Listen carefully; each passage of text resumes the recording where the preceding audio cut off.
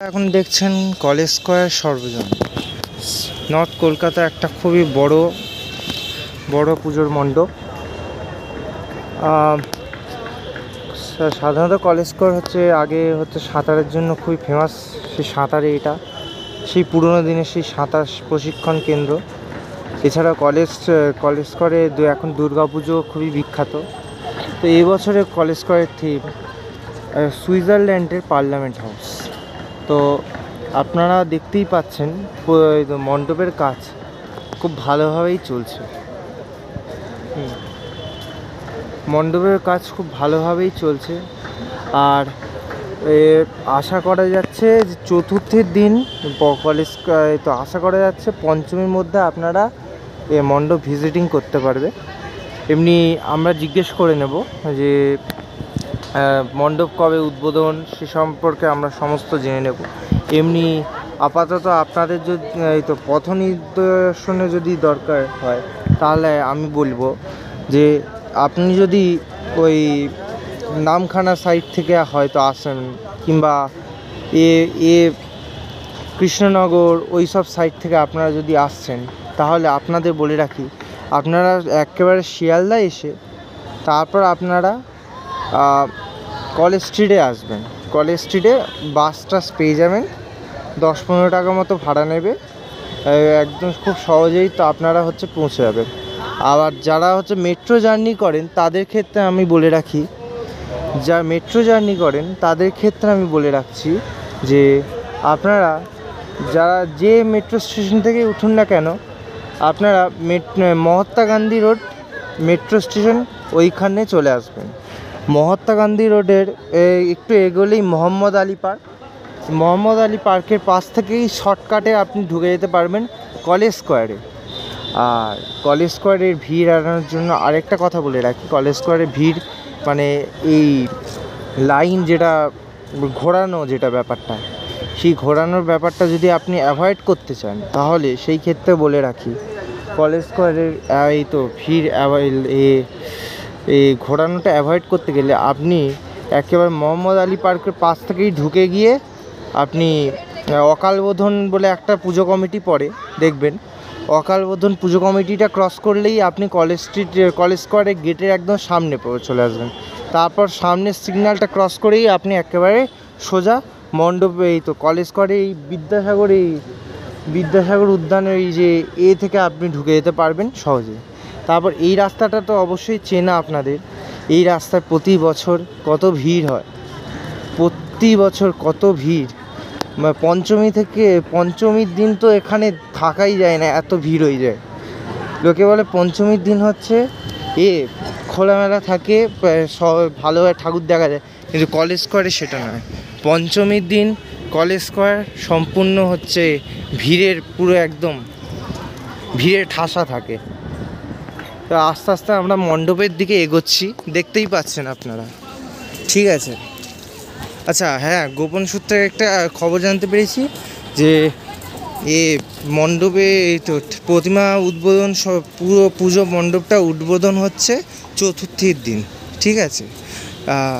আর প্রতিমা সম্পর্কে বলে রাখি তো আমরা আস্তে আস্তে এগোচ্ছি। আপনারা হয়তো প্রত্যেকেই জানেন যে কলেজ স্কয়ারের প্রতিমা কে তৈরি করেন, তো তিনি পদ্মশ্রী সনাতন রুদ্রপাল, যিনি যার ঠাকুরের চোখ আঁকার জন্য খুবই বিখ্যাত।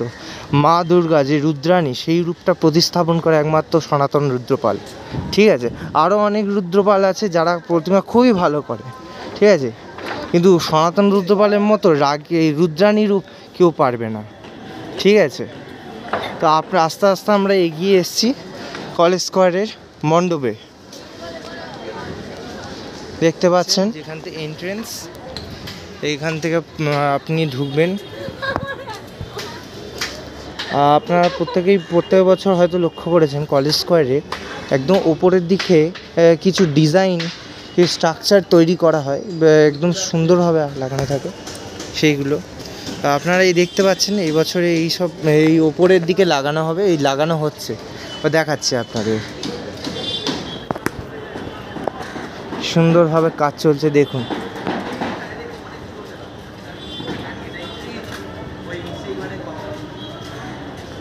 কলেস্করে আরেকটা জিনিসের জন্য বিখ্যাত, আপনারা জানেন সেটা, এটা হচ্ছে ঝাড়বাতির জন্য কলেস্করের আরেকটা নাম এনে দেয়।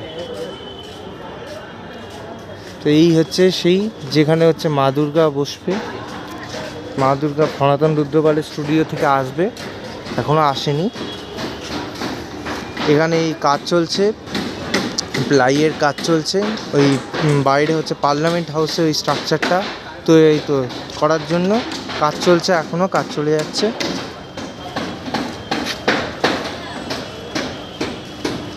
ভিডিও করা হবে?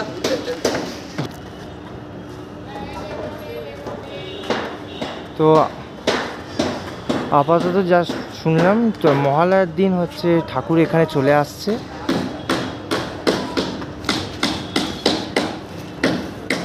দেখুন কত সুন্দরভাবে কাজ চলছে, কত সুন্দরভাবে ডিজাইনগুলো হয়েছে। দেখুন প্লাইয়ের ওপর কি সুন্দরভাবে কাজ চলছে দেখুন।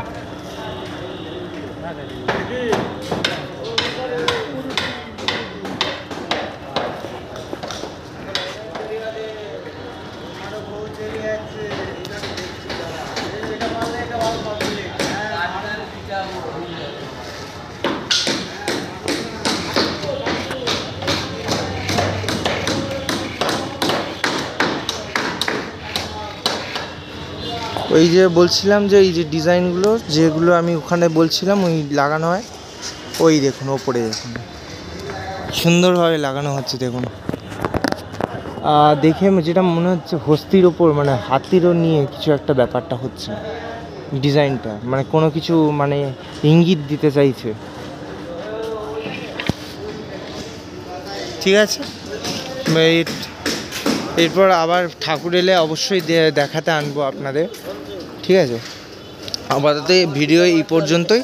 যদি ভিডিওটা ভাল লাগে অবশ্যই এই তো সাবস্ক্রাইব করবেন এবং লাইক সাবস্ক্রাইব এবং কমেন্টে অবশ্যই জয় মা দুর্গা।